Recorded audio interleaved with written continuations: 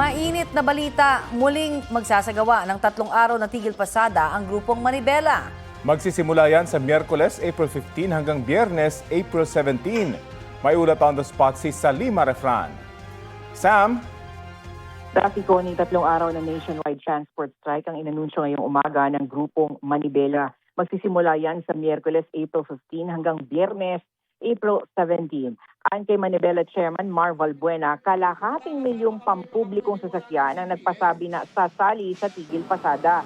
Bukod sa mga jeepney, kasali rin daw ang mga taxi, PNDS at motorcycle taxis. Magkaka-transport strike sa kabila ng inaasahang malakihang rollback sa diesel bukas. Git ng Manibela sa krisis daw sa langis.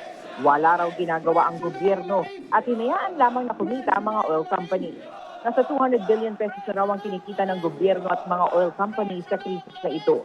Hinihingi rin nila ang pagbibitiw sa pwesto ni na Energy Secretary Sharon Garin at Transportation Secretary Giovanni Lopez. Tila nagsisilbi daw ang mga ito para sa interes lang ng mga kumpanya ng langis at nagdadahilan pa para sa mga ito. Binatikos rin ng grupo si Pangulong Bongbong Marcos na hindi naman daw ginagamit ang kanyang kapangyarihan para sa kapakanan ng mga driver. Sa factory ng tigil pasada sa pagsisimula ng ilulunsad na service contracting program. Moro-moro lang daw ito dahil kakaunti lang daw ang makikinaba. Narito ang pahayag ni Manibela Chairman Mar Valbuena. Suportado ng gobyerno ang sa taong bayan ng mga oil companies. Sa pamamagitan ng pagtataas ng presyo, walang habas na pagtataas ng presyo ng mga produktong petrolyo. Nasaan ang gobyerno? Pinabayaan ninyo na magkamal ng salapi itong mga oil companies. Taong bayan ang namuhunan sa mga produktong petrolyo na ipinebenta sa ngayon. Trafiko, ni patuloy natin kinukuha ang panig ng Malacanang, Department of Energy at Department of Transportation. And muna latest, Taffy, Connie. Maraming salamat sa iyo, Salima Refran.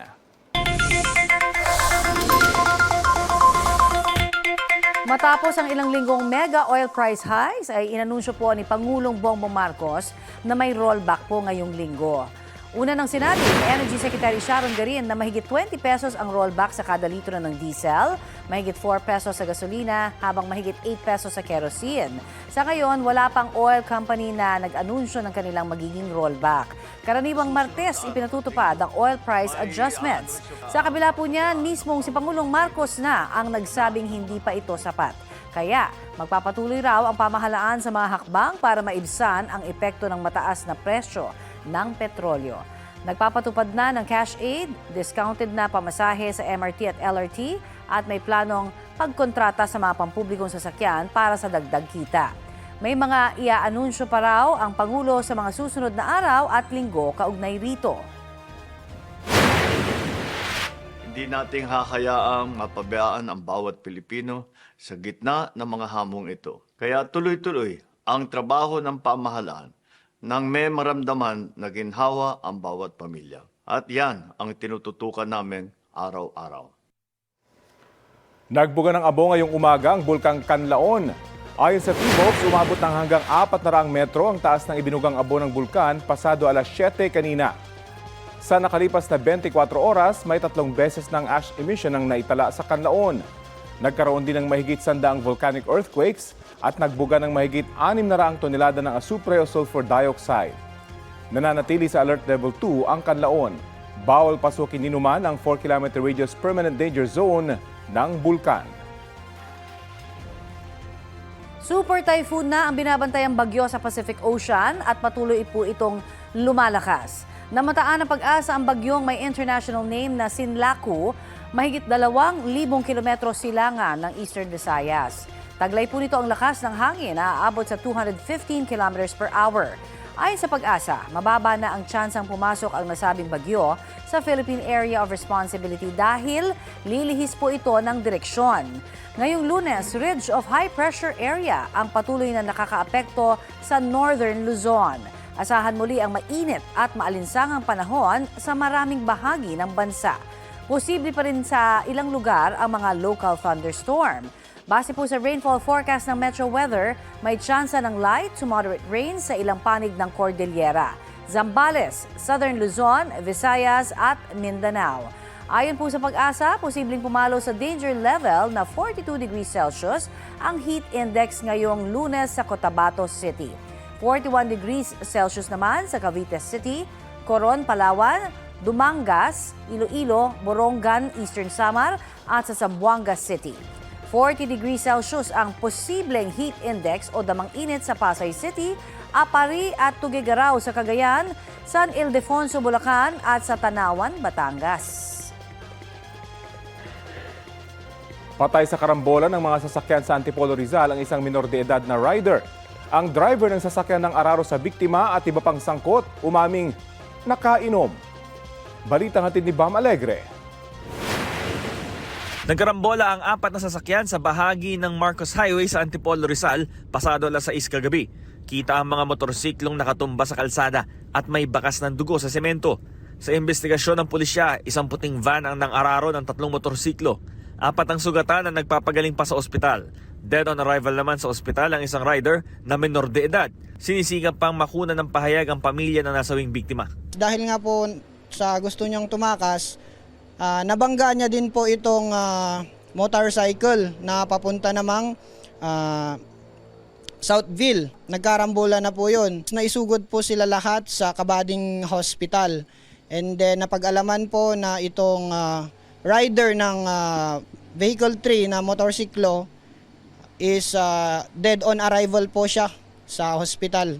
Siya po ay 16 years old. Ayon sa pulisya, nakainom ang driver ng puting van. Nakainom po siya, kaya po siya nagkaroon ng human error. Umamin naman ang driver na siya ay nakainom at humingi ng tawad sa mga biktima. Wala po akong maalala, sir, sa nabangga ko. Mababa lang kasi alcohol content ko, sir.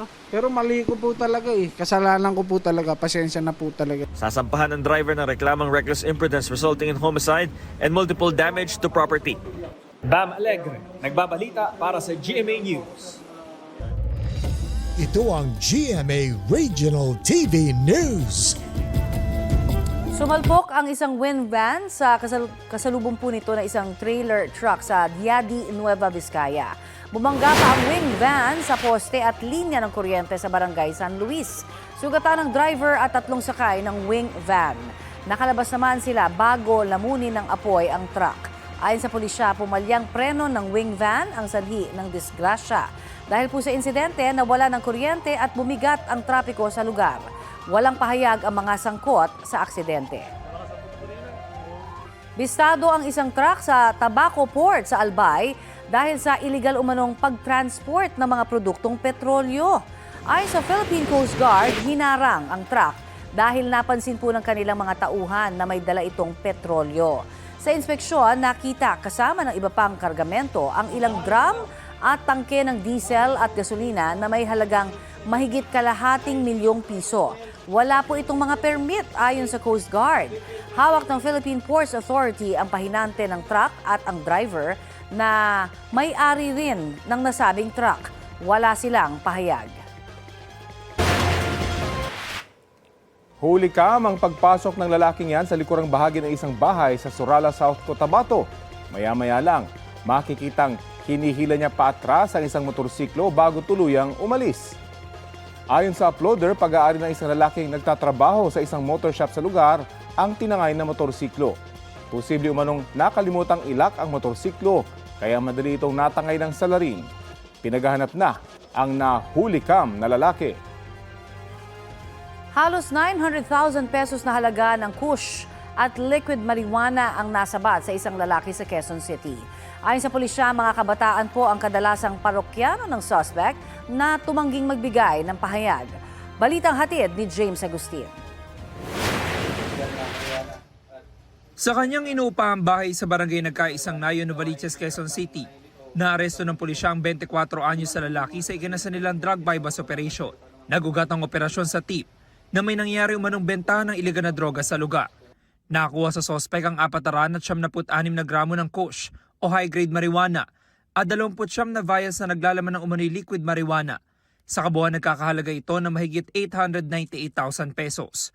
Inaalam pa raw ng pulisya ang pinaka-source ng droga. Ang kadalasang parokyano niya po ay mga kabataan lang din. At yun, pinupuntahan lang din siya sa bahay niya. Doon sila kumukuha mismo sa bahay ng suspect. Hindi po siya lumalabas. Nakakulong ngayon sa Novaliches Police Station ng suspect. No comment po ako, sir. Sa korte na lang po ako magsasalita. Saan nagagaling yung mga droga? No comment po ako. Maharap ang suspect sa reklamong paglabag sa Comprehensive Dangerous Drugs Act. James Agustin, nagbabalita para sa GMA News.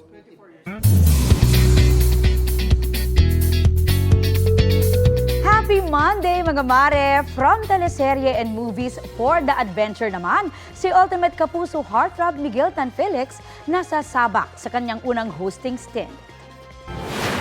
Para yan sa upcoming travel show na Planet XP na partnership ng GMA Network at National Council for Children's Television bilang grantee ng National Endowment Fund for Children's Television.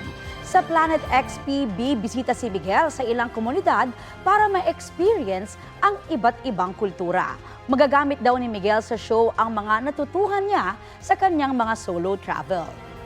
Mapapanood ang 5-part infotainment show na Planet XP mula sa May 2 tuwing Sabado 6:30 p.m.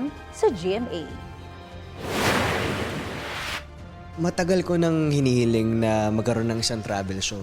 So, dream come true to na parang gusto kong ipakita sa audience kung sino ba ako bilang isang adventurer, isang traveler. Kasi yun naman talaga yung ginagawa ko.